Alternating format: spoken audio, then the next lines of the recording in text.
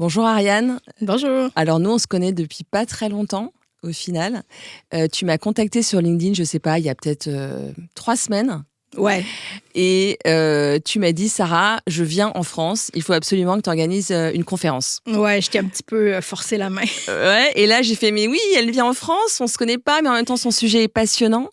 Mais je n'ai pas su répondre à ta requête. Je t'ai rappelé un dimanche en disant, écoute, Ariane, je vais pas y arriver. Non, mais je m'y attendais, mais je me sentais un petit peu coupable aussi. Je trouvais que je t'avais forcé, puis j'ai senti qu'on avait le même genre d'énergie de je suis débordée, j'en J'allais ai tout faire trop, pour y mais arriver. je peux pas dire non. Puis après, j'étais comme bon, OK, j'ai demandé un petit peu trop. Mais moi, qu'est-ce qui m'a attiré chez toi, c'est aussi qu'on a une compagnie qui se ressemble, puis j'ai beaucoup à apprendre de toi, là, je pense. Et là, en fait, c'est surtout moi qui vais apprendre de toi aujourd'hui, puisque en fait, je n'ai pas réussi à organiser cette conférence avec toi. Mais du coup, tu es l'invité de mon podcast et je suis ravie. Donc toi, tu es anthropologue, spécialiste de la fin de vie. Alors, je vais poser la question que tout le monde me pose, mais pourquoi tu as choisi ce sujet de la fin de vie? Je l'ai pas choisi. Alors, il t'a choisi? Oui, évidemment. Oui. Bon, je ne sais pas si je peux dire que je suis anthropologue. J'ai un baccalauréat en anthropologie, puis j'ai un doctorat en santé communautaire, mais l'anthropologie et aussi la réadaptation ont beaucoup teinté là, mon doctorat. Je ne sais pas exactement ce que je suis, mais c'est sûr que je suis passionnée de la fin de vie dans un angle profondément humain et anthropologique. Comment que le sujet m'a choisi? Avec le recul, ça date de mon enfance, mais bon, pour faire une histoire courte, après avoir étudié en anthropologie, j'ai travaillé dans un centre de réadaptation, puis c'est là que j'ai commencé à m'intéresser aux inéquités, aux trajectoires entre un accident, la réadaptation, le retour à domicile, tout ça. Puis ça m'a donné le goût de faire des études. À ce moment-là, je m'intéressais des études supérieures. À ce moment-là, je ne m'intéressais pas du tout à la fin de vie. Mon directeur de recherche, il était médecin intensiviste. Puis, il y avait eu de l'argent pour développer un outil d'aide à la décision, pour travailler avec les patients aux soins intensifs, pour faciliter les discussions par rapport à la réanimation cardio-respiratoire et l'intensité des soins. Nous, on dit le mot fourre-tout, là, acharnement thérapeutique. Là, vous, c'est obstination déraisonnable, quelque chose comme ça. Fait qu'un outil qui essaye de voir pour vous, là, monsieur, madame, c'est quoi l'acharnement thérapeutique? Très grossièrement. Puis là, quand il m'a présenté le projet, j'ai dit non, ça ne m'intéresse pas. J'ai peur de la mort, ça ne m'intéresse pas ton sujet. Et là, je ne sais pas qu'est-ce qui s'est passé, mais de toute évidence, il m'a convaincue. Et le jour que j'ai mis les pieds, finalement, dans une unité de soins intensifs, c'est comme si j'étais renée. J'ai compris ma mission de vie, enfin. Je ne l'avais pas encore trouvée. C'était pas clair, mais c'est vraiment de faire, OK, il y a des gens là qui ne se comprennent pas. Il y a des patients, 90 ans, ils ont un tube dans la gorge, sont maintenus en vie artificiellement, probablement, qui ont passé leur vie à dire qu'ils ne voulaient pas être branchés sur des machines, qu'ils ne voulaient pas d'acharnement thérapeutique. Puis là, quand même, ils se ramassent dans une situation comme ça. Et il y a des médecins de l'autre côté qui, eux, n'ont pas eu une très longue formation sur la fin de vie et qui utilisent des mots qui font en sorte que les patients ne comprennent pas. Moi-même, ça m'a pris du temps à comprendre qu'on parlait de la fin de vie. Admettons, pour obtenir un consentement aux soins, on disait des choses comme « si ça ne va pas bien, voulez-vous tout ?» Alors, si ça ne va pas bien, ça veut dire si vous avez un arrêt cardio-respiratoire, est-ce que vous voulez tout égal tout, ça être veut dire quoi? réanimé? Tout, c'est quoi? Être réanimé. Ah. Mais oui, mais comment qu'on peut comprendre ça? Ouais, c'est comme nos directives anticipées en France. On a du mal finalement à savoir vers quoi on s'engage quand on signe ce papier. Oui, on a la même chose là, au Québec. En fait, toute la planification anticipée des soins, puis c'est ça que je me suis rendu compte. Au début, j'étais naïve. Je pensais qu'on l'avait dit une fois dans notre vie, là, qu'on ne voulait pas d'acharnement thérapeutique. Nous, on va chez le notaire pour dire qu'on ne veut pas d'acharnement thérapeutique. Puis dans ma tête de naïve, comme beaucoup de Québécois ont aussi, bien ça s'en allait à quelque part. Puis le médecin, il allait savoir c'est quoi de l'acharnement thérapeutique. Fait qu'il a tout fallu que moi-même, je déconstruise mes conceptions et mes conceptions aussi sur les soins palliatifs, mes conceptions sur la vie, la mort. Moi aussi, je croyais que les soins palliatifs, c'est à la toute fin de la vie. J'avais jamais entendu parler de l'approche intégrée de soins palliatifs, tout ça. Fait que je pense que c'est ça qui fait que je suis capable de communiquer quand même assez bien avec le public, c'est que j'ai déjà été le public. Je ne suis pas une professionnelle de la santé. Fait qu'il a fallu que je déconstruise tout ça puis que j'apprenne moi aussi. Alors, pour revenir là, à quand je suis rentrée dans l'unité de soins intensifs, ce que j'ai trouvé fascinant, c'était comme des chocs de culture, en fait, mais dans le même pays. Les gens parlent français, là. Les gens ils ont la même origine, catholique, pas trop pratiquant, la même culture, et ils ne se comprennent pas parce que c'est une culture médicale qui rencontre une culture de gens du public et il y a aussi les proches à travers ça. Alors, je me suis dit, pas besoin d'aller en Inde pour faire de l'anthropologie. Juste là, à côté de chez moi, c'est possible. Puis à ce moment-là, je venais d'avoir ma deuxième fille. Elle était bébé naissant. Puis je l'ai regardée, puis j'ai dit, je vais tout faire pour que toi, tu ne meurs pas comme ça. Fait que c'est une quête, vraiment. C'est une quête. Puis ça finit jamais parce que c'est tellement plus grand que nous. Mais alors, de quoi? Une quête d'un meilleur dialogue, d'une meilleure compréhension? Compréhension, je pense. Oui, une meilleure éducation en amont, en fait. Parce que, finalement, l'outil d'aide à la décision qu'on faisait aux soins intensifs, mais il est trop tard rendu aux soins intensifs. Hein? Donc, est-ce que pour toi, justement, comme on peut dire, nous, chez Appienne, c'est que le fait la mort devrait être un sujet d'éducation dès l'enfance, en fait? Oui, je dis pareil comme toi. Oui, tout à fait. Et ça en est où, ça, au Québec? Est-ce qu'on apprend la mort à l'école? Est-ce qu'on discute de la mort à l'école? Je pense que c'est encore très tabou. Moi, j'ai une expérience à l'école primaire que je me souviens encore. Puis, tu sais, comme je te disais tantôt, je pense que le sujet m'a choisi, mais par exemple, là, je pense 2e, 3e année, il y a un enfant dans ma classe que son père était décédé. Puis là, pendant plusieurs jours, il ne venait pas à l'école. Puis là, un jour, il est revenu à l'école et là, il s'est mis à pleurer dans la classe. Puis là, l'autobus était encore là parce qu'il venait juste de le déposer. Et là, la professeure, elle est allée chercher le chauffeur puis elle a dit « Ah, il va retourner à la maison ». Puis là, dans ma tête d'enfant, je me suis dit « Ah, mais pourquoi qu'on ne l'a pas gardé avec nous ?» Il s'appelait Steve. Pourquoi que Steve, il a fallu qu'il parte? Fait que c'est ma première fois que je me suis dit, ça serait important. Puis aussi une histoire que j'ai entendue. Je pense pas qu'on est très avancé, non, au Québec. Je pense que ça va être individu dépendant ou direction d'école dépendant. Une autre histoire qui m'a touchée, là, c'est pas des gens que je connais personnellement. C'était un enfant qui avait le cancer, il était en phase terminale. Puis lui, son souhait de fin de vie, là, c'était d'aller à l'école. C'était d'aller à l'école le plus longtemps possible.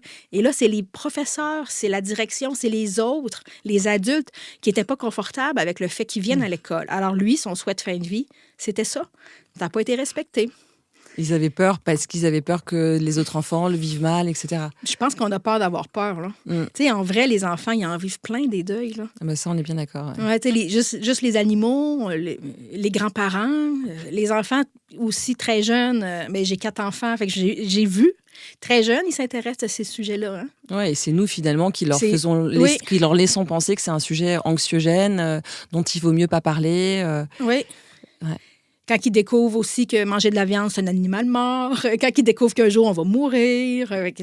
Tout ça, on ne sait pas, même en tant que parent, on ne sait pas comment l'accompagner. Oui, moi, je pense que ça prend de l'éducation.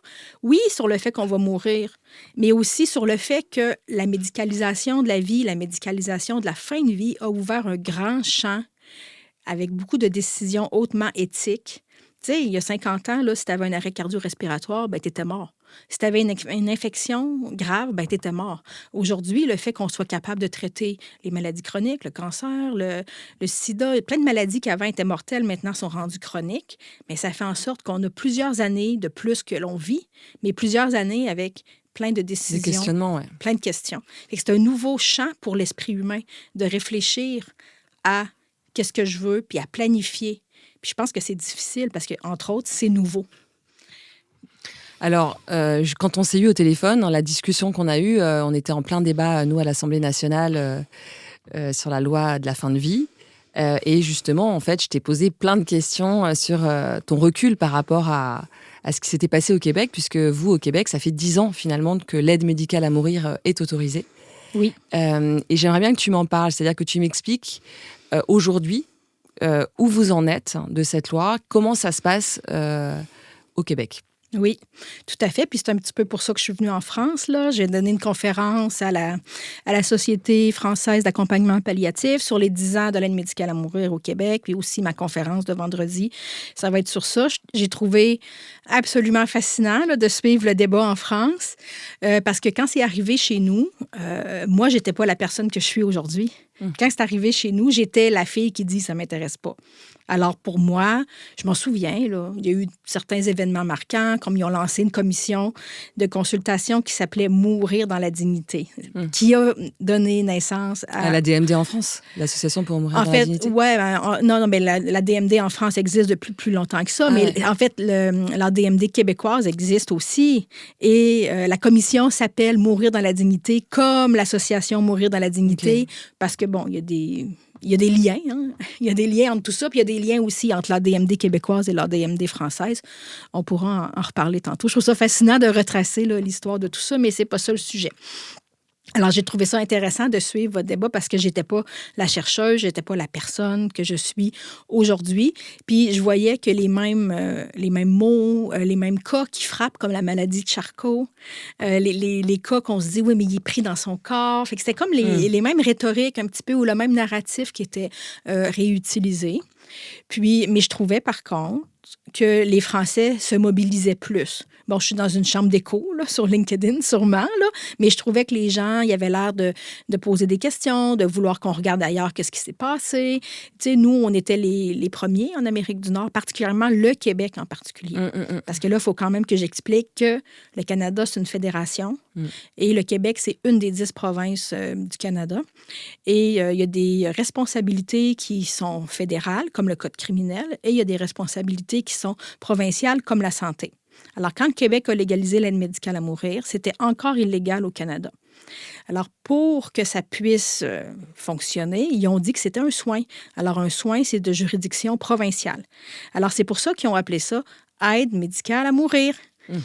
Et là, le mot médical, donc il fallait que c'est... Oui, mais aussi, là, ils n'ont pas dit... En tout cas, euthanasie, ils ne l'ont pas dit pour des raisons d'acceptabilité sociale, pareil comme en France. Mais oui, le mot médical était pour dire que ça appartient, c'est de compétences provinciales.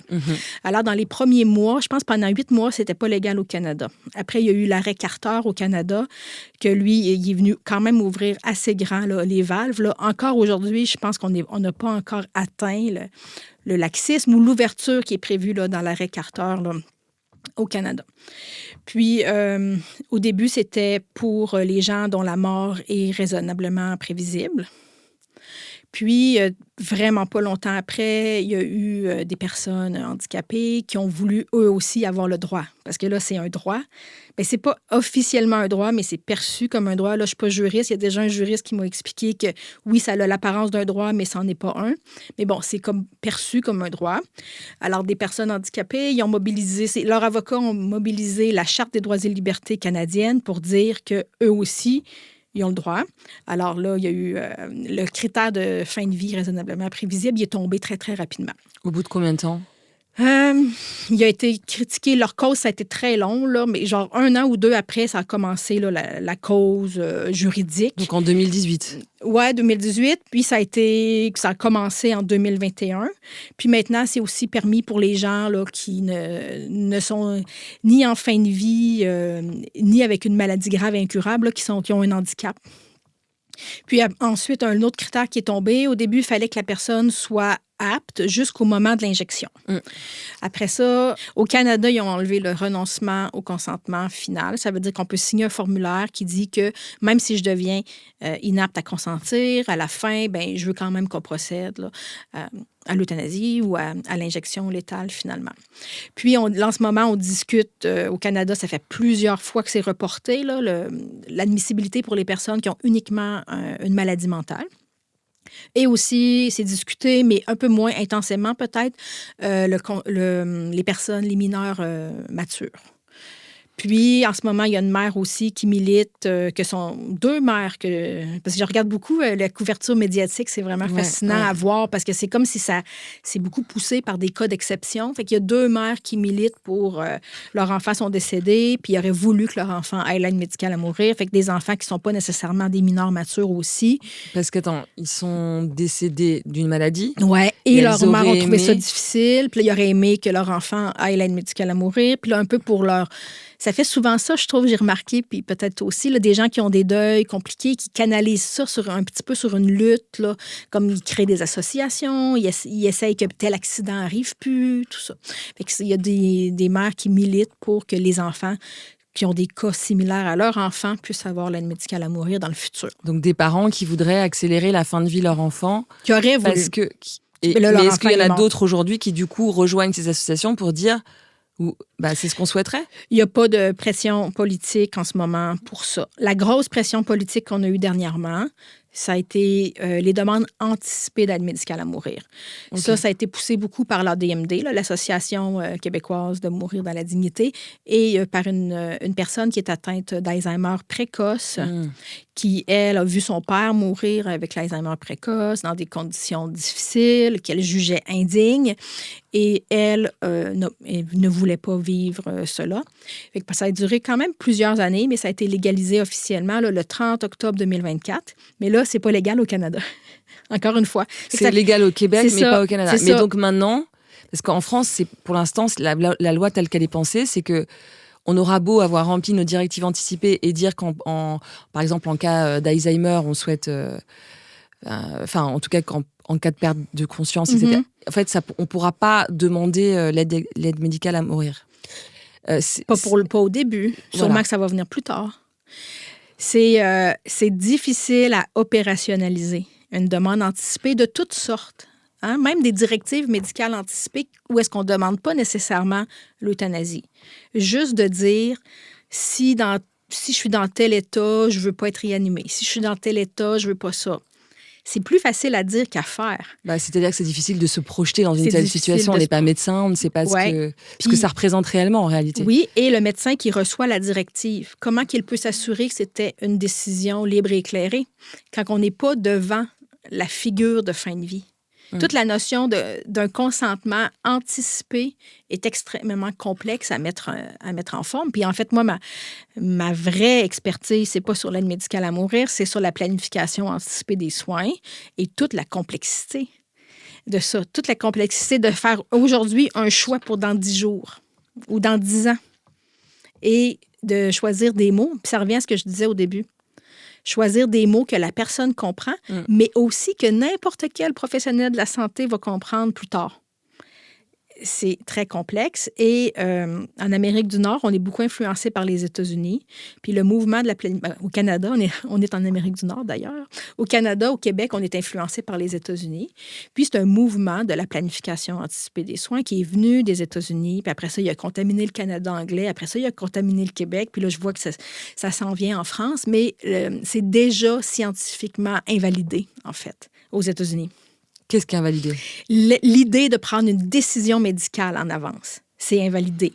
Mais ce qui n'est pas invalidé, c'est l'éducation. C'est le fait de parler de nos valeurs et préférences et le fait de nommer un représentant aussi. Une personne de confiance. Oui, une ou des personnes de confiance, mais pas juste les nommer, les habiliter. Leur donner le droit de nous représenter. Leur donner le droit légal, mais aussi leur partager nos valeurs, nos préférences. C'est quoi pour nous l'acharnement thérapeutique? C'est quoi pour nous les états pires que la mort? Leur donner du pouvoir, pas juste du pouvoir légal, du pouvoir de nous représenter, puis éduquer les gens à être des bons représentants. En fait, tu veux dire que, et c'est marrant parce que ça revient à une discussion justement que j'avais eue à la SFAP l'année dernière avec une personne qui avait travaillé avec le CHU de Poitiers pour justement organiser des ateliers sur les directives anticipées. Et en fait, ce qui avait été exprimé, c'était en fait plutôt que de remplir ce document qui est quand même assez complexe, moi-même, j'ai pas réussi à le remplir parce que ça me parle pas en fait.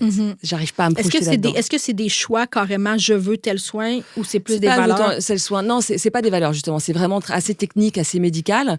Et en fait, ce qu'elle suggérait, c'est de dire plutôt des choses beaucoup plus accessibles, c'est-à-dire quelles sont les 3 choses qui font le sel de ma vie, c'est-à-dire quelles sont mes raisons de vivre. Ouais. Donc des gens peuvent répondre c'est d'aller marcher, c'est de voir ma famille, ça peut être des choses comme ça. Et quel serait le film d'horreur de ma fin de vie. Et on peut dire justement être seul, me retrouver dans le noir, dans une chambre où je ne vois pas la nature, des choses quand même beaucoup plus concrètes. Ouais. Et finalement, elle expliquait que c'était des éléments dont pouvaient s'emparer des équipes médicales quand ils doivent finalement traduire en langage médical le choix en fait le plus juste par rapport à ce que cette personne, son existence en fait, et ses goûts et sa façon de vivre. Et effectivement, j'avais été assez sensible à ce qu'elle expliquait parce que, je vois bien moi face à cette feuille que j'ai du mal et que, en fait, d'ailleurs, j'ai toujours pas franchi cette étape. Pourtant, je travaille sur le sujet de l'anticipation. Parce que peut-être que tu connais assez ça pour voir que c'est pas ça qu'il faut faire. Mais donc, quand tu dis aux États-Unis, ils ont remis en question ça, ça veut dire quoi? Ça veut dire que qu'est-ce qui se passe aujourd'hui aux États-Unis? Ben, en fait, c'est pas aux États-Unis, c'est la littérature scientifique confirme, il y a eu des méta-analyses qui ont démontré que le fait d'avoir des directives anticipées n'influence pas la qualité. En fait, ça fonctionne pas. Il y a plein d'impondérables là-dedans. Il y a plein de conditions. Il faut premièrement, qu'on ait rempli une directive. Il faut que la directive soit accessible. Il faut que la personne soit dans l'état qu'elle a décrit dans la directive. Il faut que le professionnel ait accès à la directive. Et où la directive? Après ça, il faut que le professionnel soit capable d'interpréter. Puis il y a beaucoup d'interprétations. Il faut qu'il ait confiance que la personne était éclairée. Finalement, il y a plein de conditions qui font en sorte qu'elle n'est pas efficace. C'est plus une protection, peut-être. C'est comme si on s'achetait une police d'assurance, mettons. On croit que si on a complété ça, on est protégé de quelque chose. Alors que ça peut être utilisé plutôt comme une raison de discuter en famille. Ça peut être une première étape vers une planification anticipée des soins et non un aboutissement en soi. En fait, le document peut ou non faire partie du grand ensemble qu'on appelle la planification anticipée des soins. Oui, en fait, ce que tu veux dire, c'est que c'est une démarche qui mérite plus de temps, de discussion. C'est pas un simple papier. C'est ça que tu veux dire? Oui, mais je dis même que l'idée de faire des choix médicaux de manière non éclairée n'a pas sa place. Et, selon moi, devrait être abandonnée. Par contre, on ne devrait pas abandonner le fait d'avoir des discussions entre nous. Mais une fois qu'on est, j'ai pas le bon mot en français, mais une fois qu'on est dans le pipeline de notre fin de vie, on a un cancer, bien là, on peut commencer à remplir des décisions réelles. Là. Mais tant qu'on n'est pas malade, tant qu'on n'est pas en fin de vie, c'est plutôt au niveau de l'information, du partage des valeurs. Parce que je peux refuser la réanimation aujourd'hui, mais ça donne... Premièrement, ils vont me réanimer quand même. Puis, est-ce que c'est vraiment ça que je veux? C'est très difficile de se projeter. Alors justement, quand on a échangé, tu me disais quelque chose qui je trouvais un peu dingue, c'est...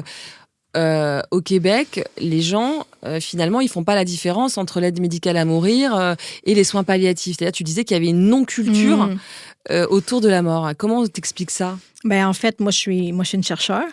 Mais j'ai participé à une étude quand j'étais au doctorat. J'ai collaboré à la collecte de données, à l'analyse, tout ça. On avait quand même un gros échantillon de 1000 personnes, mais au-delà de ça, je l'entends autour de moi tous les jours. Là. On avait un gros échantillon de gens où est-ce qu'on leur présentait des vignettes cliniques avec des situations où est-ce qu'on décrivait les soins palliatifs, puis on demandait aux gens, est-ce que ceci est de l'aide médicale à mourir? Et 30% des gens répondaient oui, que, mettons, un arrêt de soins, c'est de l'aide médicale à mourir. Qu'une sédation palliative continue, c'est de l'aide médicale à mourir. Vous dites sédation profonde.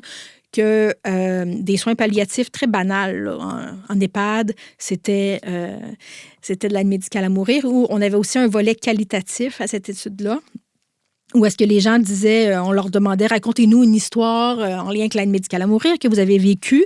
Puis là, les gens racontaient des histoires que c'était pas de l'aide médicale à mourir. Admettons, je faisais du bénévolat, il y avait une dame, elle allait faire sa dialyse 2-3 fois par semaine, puis je la conduisais. Puis un jour, elle a arrêté d'aller à ses dialyses. Puis là, le monsieur, il croyait que c'était de l'aide médicale à mourir. Ou une autre personne qui raconte là, la fin de vie de sa grand-mère en disant « Oui, elle a eu l'aide médicale à mourir, mais c'était même avant la loi. Là.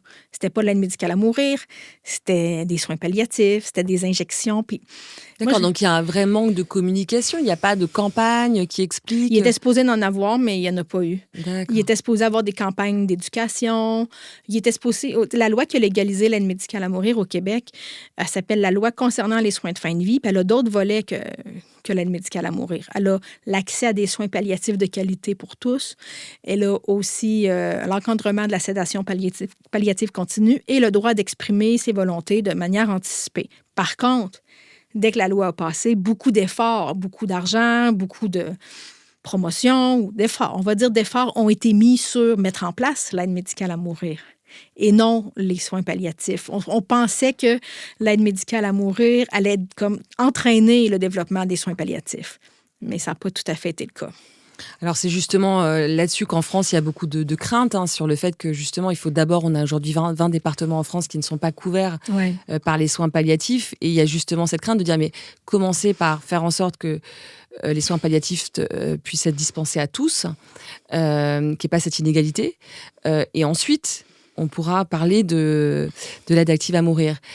Donc en fait, tu es en train de dire qu'effectivement, il faut vraiment commencer par là, puisque de toute façon, ensuite, si potentiellement, ça peut être un danger quelque part que de mettre en place, c'est ce que tu es en train de dire ? J'ai pas dit exactement ça comme ça, mais oui, c'est sûr que je vais toujours faire la promotion de l'accès aux soins palliatifs avant toute chose. On a les mêmes problèmes. Puis c'est comme si le fait que ça soit possible, l'aide médicale à mourir, c'est comme si politiquement ou même médiatiquement, dans la tête des gens, ça devient tout à coup bien moins important, les soins palliatifs, on dirait, même si c'était déjà négligé. Moi, on peut même pas dire, nous, il y a combien de départements qui n'ont pas de soins palliatifs parce qu'on n'a pas de statistiques. On a très, très peu de chiffres pour vraiment venir cartographier comment vont les soins palliatifs au Québec. C'est vraiment dommage. On le sait, par contre, le nombre de personnes qui ont eu l'aide médicale à mourir, mais on a très peu d'informations sur comment vont les soins palliatifs, mais on sait que c'est beaucoup une loterie du code postal. Il y a des codes postaux. Le code postal, c'est des régions, dans le fond. Là. Bon. Alors, si tu habites dans telle région, tu as des meilleures chances d'avoir des bons soins palliatifs que si tu habites dans une autre région. Par contre, l'aide médicale à mourir, c'est partout, dans toutes les régions. Et alors, comment a progressé d'un point de vue chiffre, justement, l'aide médicale à mourir au Québec? Au début, c'était prévu ils s'imaginaient que ça serait à peu près pour 100 patients par année. 100 patients? Oui. Mais là, le Québec, il faut dire que proportionnellement, c'est beaucoup plus petit. Le territoire est beaucoup plus grand que la France, mais la population, c'est 8 millions. OK. On est moins nombreux que vous. On croyait que ça serait à peu près 100 par année, mais là, finalement, ça a été exponentiel. Là, aujourd'hui, c'est 7,3 % des décès qui sont liés à l'aide médicale à mourir, le plus haut taux au monde. Et alors justement, l'autre fois, tu me parlais de dérive, c'est-à-dire qu'on allait un peu trop loin en fait, que ça devenait trop facilement proposé. Dans de trop nombreuses situations. Est-ce que tu peux nous expliquer ça? Oui, c'est surtout c'est des témoignages qu'on reçoit plutôt des gens handicapés, souvent, qui se font tout bonnement proposer, disons, ils ont du soutien à domicile, la personne du soutien à domicile leur dit « Ah, vous savez, vous êtes admissible à l'aide médicale à mourir. » Ils vont voir un médecin « Ah, vous savez, vous êtes admissible. » Eux, c'est les personnes qui ont besoin d'aide pour survivre, qui ont besoin d'aide à vivre, que pour eux, on leur propose facilement cette option-là. Aussi, étant donné la confusion dont je te parlais tout à l'heure, moi, je pense que ça joue aussi dans le fait que, admettons, une personne arrive en souffrance à l'hôpital, elle va dire « J'ai mal, j'en peux plus, je veux mourir, je veux l'aide médicale à mourir. » Mais est-ce qu'elle demande vraiment l'aide médicale à mourir ou elle demande à être soulagée? Est-ce qu'elle demande vraiment à mourir ou elle demande à ce qu'on s'occupe d'elle?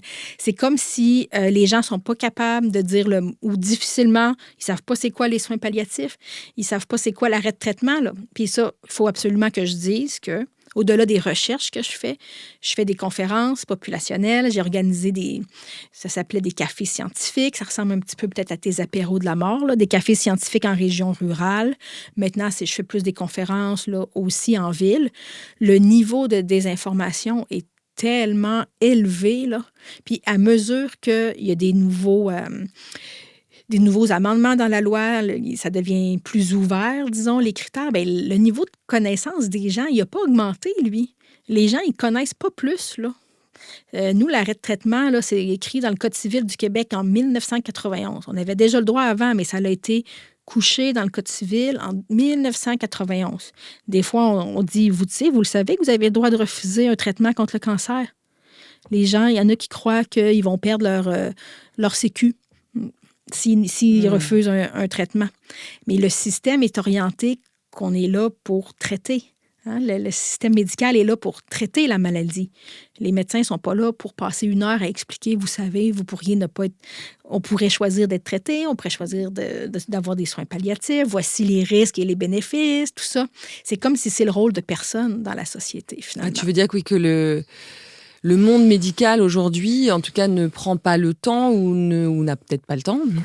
En tout cas, que ça fait plus partie de la mission que d'expliquer le champ des possibilités.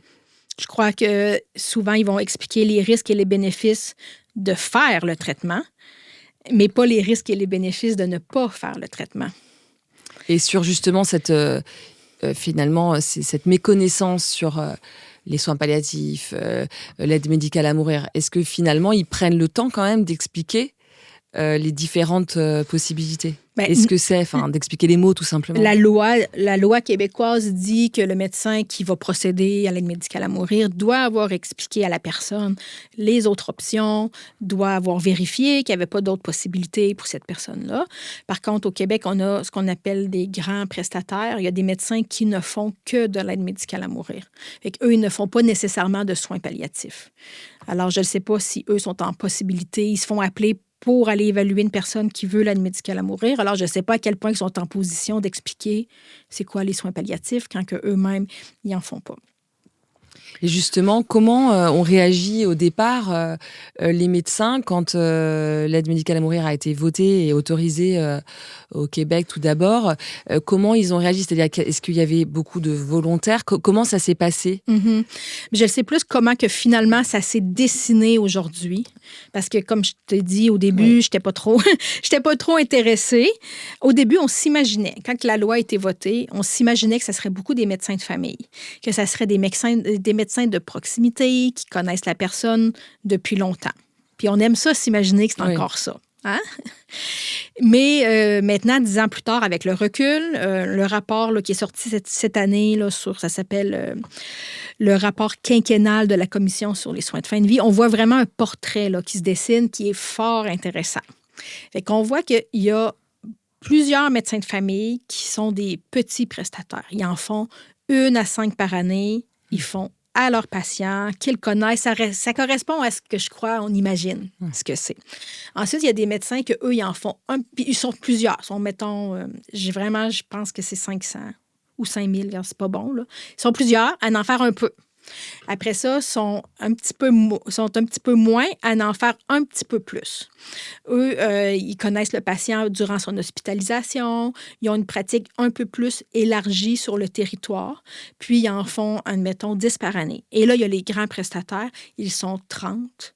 Ils font 40% des aides médicales à mourir. À 30. 30 médecins? 30 médecins qui font 40% des aides médicales à mourir. Il y en a qui font juste ça. C'est leur travail à la retraite. Il y en a plusieurs qui sont à la retraite, puis c'est leur projet de retraite. Et comment ils le vivent? Genre, j'ai écouté justement une super émission en plusieurs épisodes sur Radio-Canada. La mort libre. La mort libre. Mm-hmm. Effectivement, c'était intéressant parce qu'on rentrait... on voyait les 2 points de vue. On voyait les 2 points de vue. On suivait d'ailleurs en direct des actes. Justement, comment on étudie l'impact aujourd'hui de cette pratique sur les soignants qui la dispensent? Il n'y a pas d'études au Québec sur ça. En ce moment, il y a une grosse étude qui a été lancée au Québec, financée par le ministère de la Santé et des Services sociaux, pour venir comprendre qu'est-ce qui explique le recours accru à l'aide médicale à mourir au Québec, qu'est-ce qui explique là, le 7,3 %. Mais il y a pas de questions, là, parce que c'est une commande du gouvernement. Là, c'est assez précis, là, les questions qu'on veut répondre. Il n'y a pas de questions sur comment que les prestataires se sentent. Mais il y a une étude que je connais qui a été faite en Colombie-Britannique. C'est un peu le même portrait. Là. En Colombie-Britannique, c'est une autre province du Canada. Il y a aussi des grands prestataires. Puis, il y avait un langage mais je trouvais ça quand même intéressant, un langage un petit peu guerrier, comme d'héroïsme, l'impression de combattre quelque chose. Puis moi, je ne l'ai jamais lu, mais j'interprète aussi un retour du rôle du médecin qu'on glorifie un peu parce que maintenant, les médecins ne vont plus à domicile, mais avec l'aide médicale à mourir, ils vont à domicile pour faire les euthanasies. Puis, ils sont accueillis dans les familles à bras ouverts. C'est comme le retour d'un rôle médical de l'ancien temps où est-ce qu'ils peuvent prendre plus le temps. Mettons, un médecin, il en fait 2, 3 par jour. Il peut prendre plus le temps avec la famille. Fait que je pense que pour eux, c'est valorisant. Et on s'inquiète aussi de... Alors, non, peut-être la question que j'ai envie de te poser là, c'est qu'est-ce que là, au stade où on en est, quel regard tu pourrais porter sur ce qui se passe en France? Quelles peut-être recommandations, si je peux dire, tu pourrais donner par rapport aux décisions qui vont potentiellement être prises dans les mois, années à venir? Je pense que c'est inévitable que la loi va passer en France. Je pense que les premiers qui ont ouvert la valve, qui ont brisé le contrat social, en fait, en 2002, c'est les Pays-Bas puis la Belgique. Aussitôt que quelqu'un, un État, a décidé que c'était correct, c'est comme si ça crée un appel d'air pour les autres États. Puis là, il y a des Canadiens qui ont commencé à aller en Europe. Puis vous, c'est la même chose, là, des Français qui vont en Belgique, des Français qui vont en Suisse. Fait que c'est comme si ça devient désirable. Mais ce même appel d'air-là va arriver. On légalise en France pour les personnes. Puis même votre loi, elle est quand même assez laxiste déjà. Là. La loi, si je la comprends bien, la loi qui est comme elle est écrite en ce moment, ça va être la plus laxiste au monde en partant. Parce que les critères sont pas très, très fermes. Il n'y a pas de critères de fin de vie. Est-ce que tu peux m'éclairer? C'est 18 ans et plus. Oui, évidemment. C'est d'être... je lisais là, d'être capable de manifester sa volonté de façon libre et éclairée. Comment ça se mesure, ça? Voilà, d'avoir déclaré une maladie grave et incurable, engageant son pronostic vital en phase avancée ou terminale. C'est plein de mots qu'on ne peut pas définir médicalement. Voilà, phase avancée, ça reste très compliqué et très vague. Et présenter une souffrance physique ou psychologique réfractaire ou insupportable. Ça ressemble beaucoup à notre loi actuelle. Donc déjà, en fait, 10 ans après. Quoi. Ouais. Donc ça veut dire peut-être... la recommandation, c'est davantage de garde-fous. Les garde-fous, on le sait, pas juste au Québec, partout. Les garde-fous ou les critères, ils sautent avec le temps.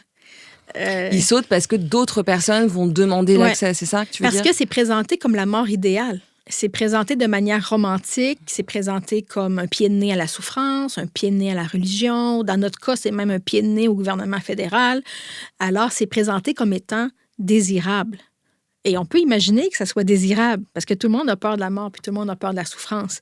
Alors, à la seconde que c'est légal, puis c'est pour ça que je reviens à dire que c'est les premiers qui ont brisé le contrat social, c'était les Pays-Bas puis la Belgique.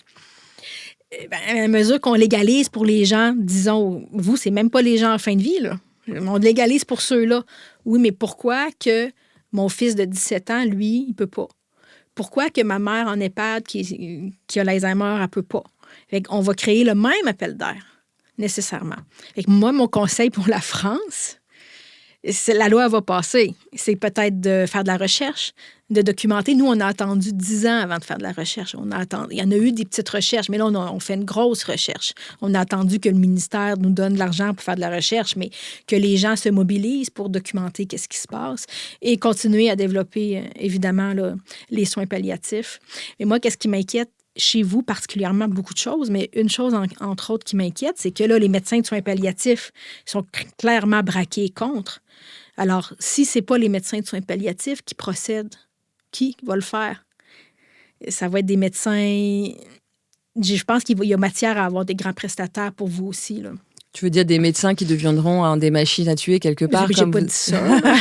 Comment tu les vois, justement, ces médecins qui pratiquent... C'est que ce qui m'inquiète avec eux, c'est qu'ils ne font que ça. Alors, dans leur panier de services, ils n'ont pas des soins palliatifs. Fait que là, qu'est-ce que ça donne? Admettons, histoire, c'est une anecdote qui parle beaucoup. J'ai une amie qui est pharmacienne, un médecin, grand prestataire qui arrive à côté d'elle à l'hôpital. « Hey, dépêche-toi, prépare-moi ma trousse d'AMM, on dit AMM, parce que mon patient est en train de mourir. » Puis ça presse. « Oui, mais ton patient il est en train de mourir. Il faut que tu lui donnes, soulage-le avec des soins palliatifs. » Mais non, mais eux, ils ne savent pas faire les soins palliatifs. Puis ils ont dit à leurs patients qu'il y aurait l'AMM. Il y a aussi les médecins... Tu veux dire qu'il peut y avoir une précipitation de l'acte avant le soulagement de la souffrance. C'est-à-dire qu'on ne prend même plus le temps de laisser les gens, justement, vivre leurs derniers jours de vie. C'est-à-dire qu'il n'y a même plus ce temps, potentiellement, avec la famille, s'ils ont une famille ou les proches. C'est ça que tu veux dire? C'est-à-dire qu'il y a le fait que ces médecins ne sont pas des médecins issus du monde palliatif, n'ont pas ces connaissances justement pour soulager la souffrance, les apaiser, et que finalement, la seule réponse qu'ils sont en mesure de donner, c'est celle ça. Admettons l'exemple que je te donne, il avait déjà eu sa première évaluation, et là, le patient il était à domicile en attente de l'euthanasie, et là, il y a eu quelque chose qui a fait en sorte qu'il s'est ramassé hospitalisé, mourant.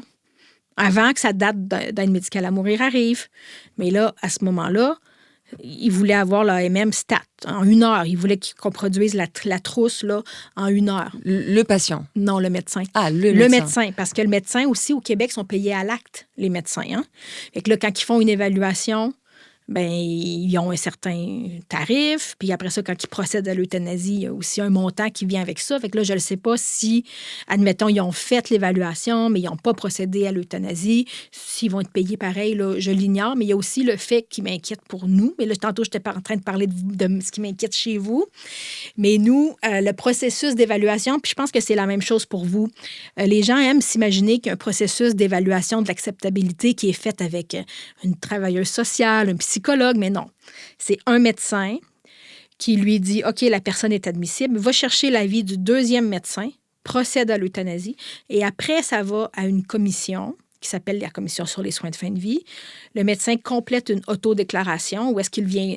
Il dit que la personne a répondu aux critères. Ça s'en va à la Commission sur les soins de fin de vie qui, eux, disent 99,6 % c'était bien parfait. Puis là, il y a quelques cas par année qui s'en vont au Collège des médecins du Québec qui, eux, procèdent à l'évaluation, mais on n'en entend plus jamais parler. Fait que c'est une boucle de médecins, finalement. Et de qui est composée la commission qui va trancher, justement? Parce qu'il y a toujours quand même la commission qui est consultée, d'après ce que tu me dis quand même. Elle n'est pas consultée, la personne est déjà morte. Ah, la personne est OK, déjà... je répète, ouais, c'est important. C'est important. Puis j'ai un beau graphique, je peux te l'envoyer. Puis je pense que ça va être pareil comme pour vous. OK. Il y a un premier médecin qui évalue, voit la personne, elle répond aux critères. Il va demander l'avis d'un deuxième médecin. La loi dit qu'on ne peut pas magasiner, on ne peut pas faire du shopping de deuxième évaluateur. Mais en réalité, il y a du shopping de deuxième évaluateur. Ça veut dire quand tu dis shopping, c'est-à-dire qu'on le choisit? Ça veut dire que le premier dit non, je vais en chercher un autre, puis un autre, puis un autre, jusqu'à temps que je trouve un deuxième évaluateur qui me donne... Qui valide mon choix. Voilà. Ah oui. La loi dit qu'on ne peut pas, mais on le sait que ça l'arrive. OK? Alors, on va aller chercher le deuxième évaluateur qui va dire comme nous. Puis une personne qui se fait interpeller pour être deuxième évaluateur qui dit non trop souvent, ils ne vont plus lui demander. Il se fait dire, regarde, si t'es contre, laisse faire. OK? Alors, le premier évaluateur fait venir l'avis du deuxième, il procède à l'euthanasie. Le premier évaluateur procède à l'euthanasie. Après, il remplit une fiche d'autodéclaration où est-ce qu'il dit que la personne était apte, la personne était souffrante, il met un peu de verbatim et il envoie ça après à la commission. Là, la personne est déjà morte, là. On ne peut plus rien faire. D'accord, donc c'est vraiment la post-analyse. C'est ça, c'est de la post-analyse. Et au début de la commission, il y a 10 ans, ils étaient plus sévères. Ils ont envoyé des lettres à des médecins pour dire ouais, on dirait que vous n'avez pas respecté les critères, tout ça.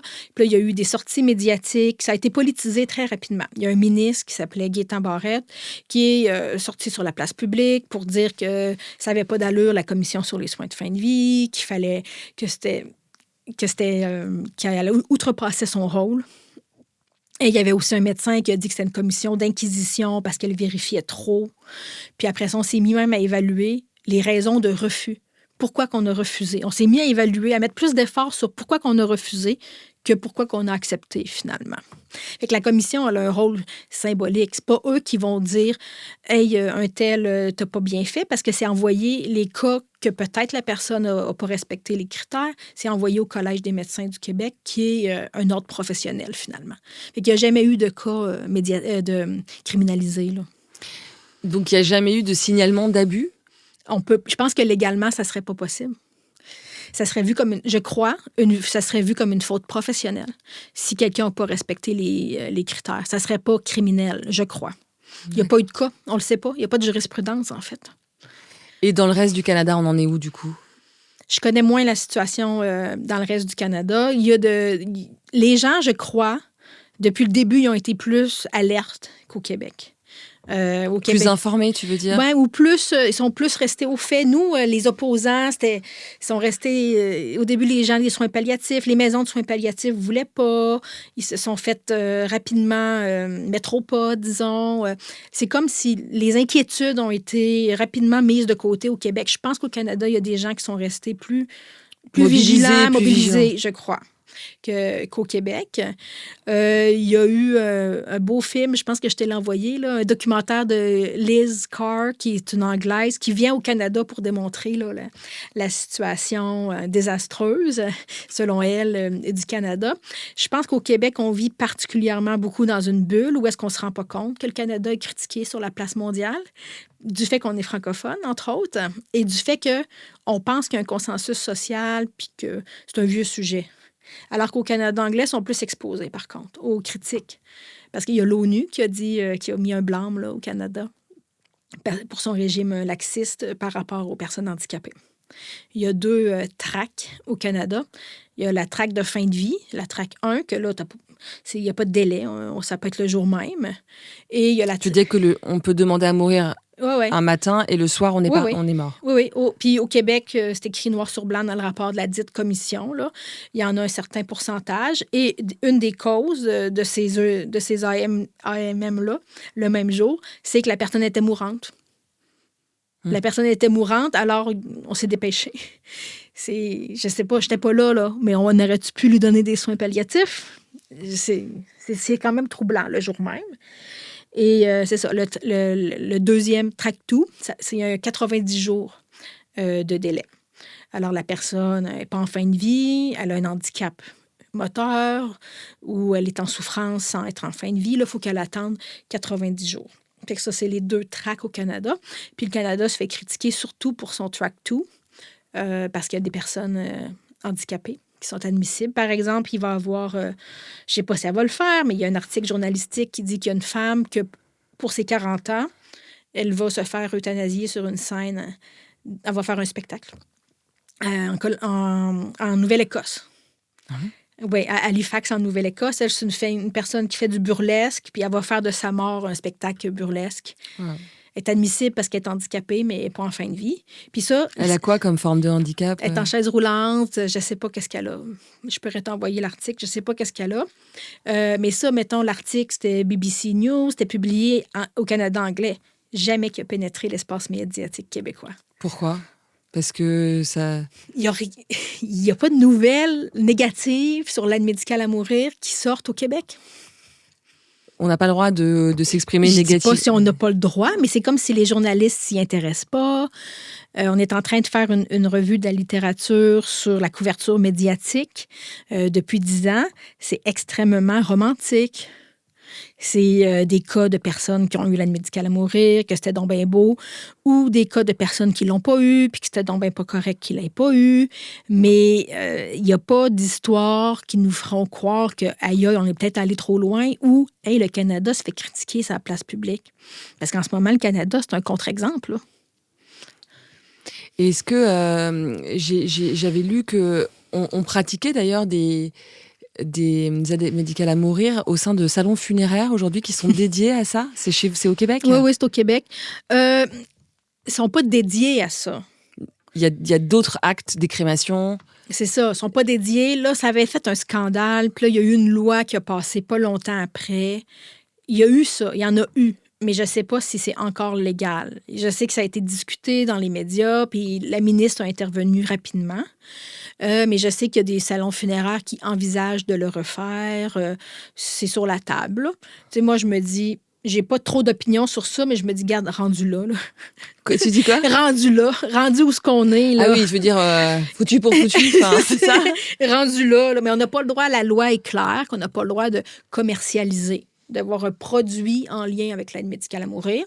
Et là, cette loi-là, cette ligne-là dans la loi a été rajoutée par rapport au salon funéraire. Mais s'il ne charge rien... Si c'est gratuit, si c'est gratuit, le médecin va venir, il est payé par l'État, par la couverture médicale. Je pense qu'ils ont le droit. Légalement, ils ont le droit. Parce qu'on peut avoir l'euthanasie n'importe où, là. Oui, l'euthanasie chez vous, elle se pratique aussi bien à domicile qu'à l'hôpital et qu'en EHPAD. Ou sur le bord d'un lac ou dans un chalet. Oui, voilà, tout est possible. Alors, pourquoi que ça pourrait... Légalement, là, je pense que s'il ne charge rien, il n'y a pas de raison légale pour pas que ça puisse être dans une maison funéraire. Après ça, pourquoi que la maison funéraire ferait ça? Si la crémation a lieu ensuite chez eux et qu'ils ont tu vois, il y a les frais funéraires je pense que s'ils font un petit package, là, ils tombent dans... Ouais. S'il y a un package, je pense que c'est pas légal. Mais s'il n'y a pas de package... Je pense que c'est légal, mais pourquoi le faire s'il n'y a pas d'argent à faire? Ouais, c'est ça. Attirer une clientèle. Mais je sais qu'il y a beaucoup de... Récemment, j'ai vu des maisons funéraires qui font des conférences sur l'aide médicale à mourir. Il y a aussi il y a des médecins qui ont des cartes d'affaires avec leur service d'aide médicale à mourir. Des médecins qui font de l'aide médicale à mourir, qui font des conférences sur l'aide médicale à mourir. Et est-ce qu'il y a des médecins qui ont pratiqué beaucoup d'aide médicale à mourir et qui aujourd'hui en reviennent, c'est-à-dire qu'ils se rendent compte qu'ils sont peut-être allés trop loin? Oui, il y en a un, mais il est dans la mort libre. Ouais. Hein? Et justement, enfin oui, c'est celui qu'on entend pleurer et qui craque un petit peu de... Ben, c'est le seul qu'on a entendu, puis vraiment, je suis contente qu'il ait parlé, qu'il a dit à un moment donné, je me suis fait peur. J'ai comme... Comme s'il avait perdu la raison, comme si, oui, il était allé trop loin. Tu sais, qu'on le veuille ou non, c'est un petit peu jouer à Dieu. Hein? C'est comme un médecin aux soins intensifs qui a le pouvoir de maintenir son patient en vie ou non. C'est beaucoup de pouvoir que je voudrais pas de ce pouvoir-là. Je les envie pas, tu sais. Tu sais, quand on revendique naïvement le droit à mourir, là, mais tu obliges aussi quelqu'un à te tuer dans l'histoire, tu sais. Puis c'est pas simple, là, je pense, pour les médecins. Puis le seul qu'on a entendu le dire publiquement, c'est Dr Lucier, dans La mort libre, qui disait qu'il s'était fait peur, puis qu'il avait... Je pense pas qu'il a arrêté, mais il a ralenti, ça. Il a ralenti, ouais. Ouais. Sinon, il y en a qui ont eu peur au début parce que la commission, elle envoyait des lettres aussi. La plupart, il y a des clauses de conscience, mais il y a aussi des gens qui trouvent qu'ils n'ont pas été suffisamment formés ou c'est pas tout le monde qui veut non plus. Là. Fait que, finalement, le bassin de médecins qui en font est restreint, ce qui est un risque en même temps. Hein? C'est quoi la proportion de médecins qui pratiquent? On a une idée ou pas au Québec? Bon, on l'a le chiffre, là. Je pense que c'est peut-être 5 5 des médecins. C'est pas beaucoup, ouais. Mais tantôt, on était sur un point que si vos médecins à vous, soins PAL, ils refusent catégoriquement d'en faire, alors là, ça va être qui? Puis comment? C'est ça l'inquiétude. Je comprends qu'ils veulent pas. Et chez vous, il y a eu une formation dédiée justement pour accompagner ce moment? Non. Alors que justement, dans le reportage de Radio-Canada, on entend la famille qui assiste, qui est là pour soutenir son proche qui a fait ce choix. Mais du coup, ils assistent en direct. Enfin, la mort, alors qu'elle n'est jamais prévisible, on ne sait jamais quand notre proche va mourir. Là, ils sont là et ils savent que dans 1 minute, ça va être fini. Ça va être terminé. Donc, c'est vrai que c'est d'une violence... Oui. On commence à s'en rendre compte, puis il va y avoir des changements. Ça commence à être documenté. Il y a des recherches sur les survivants, finalement. Oui, justement. Alors, parce qu'on entend, attention au deuil traumatique que ça va provoquer. Et justement, est-ce que vous avez des études là-dessus? Ça commence. Là, il y a des gens qui sont connus, des personnalités publiques, que leurs parents ont eu l'aide médicale à mourir et qu'eux, ils ont dit publiquement... c'est pas ce que je pensais. Je m'imaginais que ça allait être romantique sur le bord d'un lac, que ça allait être beau, mais finalement, c'était dans une chambre d'hôpital Crados, dans une EHPAD, puis j'étais pas prêt. Fait qu'il y a au moins 3 personnalités publiques qui ont témoigné. Il va y avoir une pièce de théâtre de Manuelle Légaré, qui est la fille de Pierre Légaré, qui était un humoriste extraordinaire qui a marqué le Québec, que elle, son père a eu l'aide médicale à mourir. En 48 heures d'avis, elle a je crois, probablement un deuil compliqué. Puis elle a canalisé son deuil compliqué en pièce de théâtre où est-ce qu'elle va rendre hommage à son père, puis en même temps, elle enquête sur l'histoire de l'aide médicale à mourir au Québec. Fait qu'on a été peut-être sur le respirateur pendant 10 ans ou endormi pendant 10 ans, mais il va y avoir beaucoup, beaucoup de choses là, qui vont se passer dans les prochaines années, justement par rapport à l'accompagnement des proches. Parce qu'ils s'imaginent, des fois, ils s'imaginent pas que ça va être rapide comme ça. Oui, oui. Oui, c'est pas mal instantané. On l'entend en direct, donc c'est vrai qu'on voit que c'est très, très rapide. Oui. Puis on voit beaucoup ça, c'est son choix. Puis c'est Manuelle Légaré qui disait ça, qu'après, les endeuillés de l'AMM, socialement, n'ont pas le droit d'être endeuillés par rapport aux autres. Parce que les autres, mettons qu'ils vont dans des groupes d'endeuillés, là, les autres vont dire, ouais, mais toi, c'est son choix. Ton père, c'était son choix. Moi, il est mort d'une maladie. Moi, mon père, il a souffert. Toi, ton père, il n'a pas souffert. Fait que c'est comme si c'est pas... Ils peuvent pas être... Il y a une hiérarchie dans le deuil. Oui, puis ils peuvent difficilement être dans le même groupe, disons. Et eux-mêmes se donnent pas le droit d'être en deuil parce que la personne en mourant était toute là. Oui, puis elle était toute là, puis elle a dit « Hey, bye la gang, pleurez pas, ça va bien. » Mais après ça fait... Oui, donc il peut y avoir de la culpabilité de ressentir de la souffrance. C'est-à-dire, c'était son choix, moi, je dois tenir le coup, quoi. Oui, un peu, parce que la mort est souvent, pas toujours, mais dans bien des cas, il y a une petite fête, il y a un petit party. Justement, les gens aiment ça, choisir une date où est-ce qu'ils sont encore aptes pour être pleinement là, pour profiter, voir leurs proches. Fait qu'il y a comme un sentiment de départ dans la joie. Mais là, le proche, après, qui est en deuil, il peut se sentir coupable de ne pas vivre cette joie-là. Et aussi, il ne faut pas banaliser le fait que, anthropologiquement parlant, c'est une rupture énorme. On va être la première génération qui avons vu des professionnels de la santé tuer nos parents, tuer nos proches. Ils rentrent dans une chambre, le professionnel de la santé à qui qu'on accole une image X rentre dans une chambre et procède à une euthanasie. Même si ça s'appelle aide médicale à mourir, même si tout le monde a consenti, c'est quand même une image forte qui reste dans la tête des gens après.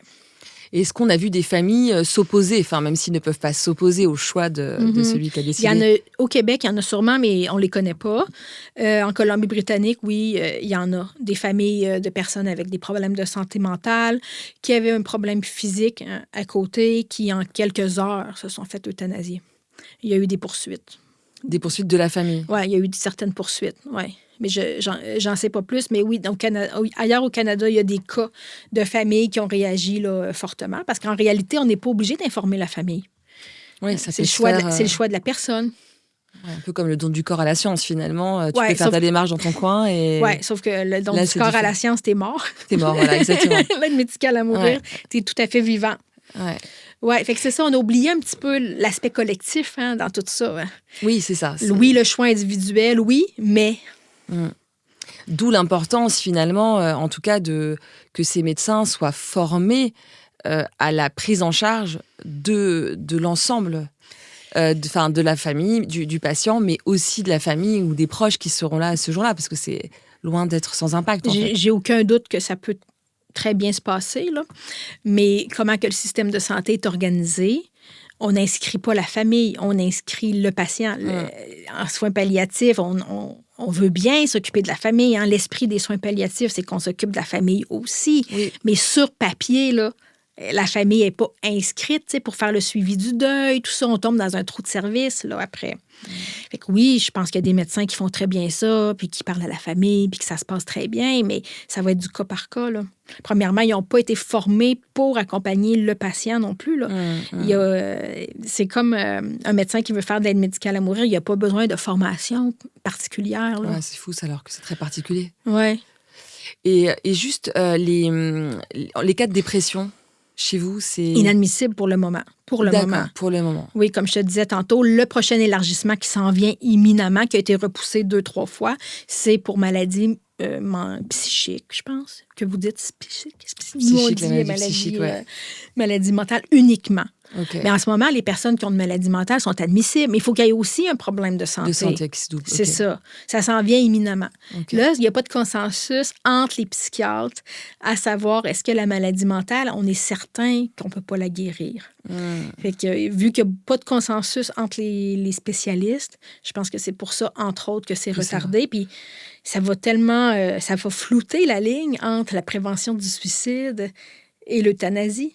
Hein? Quand on a une maladie mentale, souvent, on contemple la mort, la dépression. Fait que là, comment qu'on peut faire de la prévention du suicide alors qu'on fait aussi de l'euthanasie des personnes avec des problèmes de santé mentale? Ça va s'en venir, c'est sûr. Puis on va piloter l'avion en même temps qu'on vole dedans, je pense. Puis vous, est-ce que ça va être admissible, les problèmes de santé mentale? Je pense qu'on est encore bien dans le flou quand même, et puis tout va être rediscuté. Enfin, je pense que là, on en a quand même pour quelques mois, de toute façon, avant d'y voir plus clair sur ce qui peut se passer chez nous. Ouais. On a un petit peu de temps, mais tu vas pouvoir observer tout ça.